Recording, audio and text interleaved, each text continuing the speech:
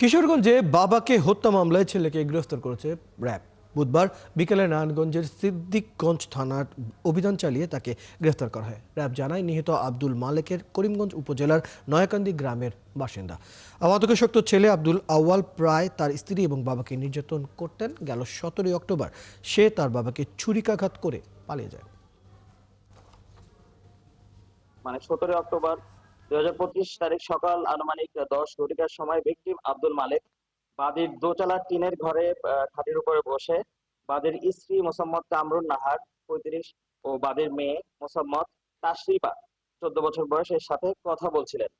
ওই সময় আচমকা আসামি আব্দুল আওয়াল বাদল পূর্ব পরিকল্পিতভাবে হাতে ছুরি নিয়ে বাদীর ঘরে প্রবেশ করে এবং আশপাশের সব লোককে ঘর থেকে বের করে দেয়।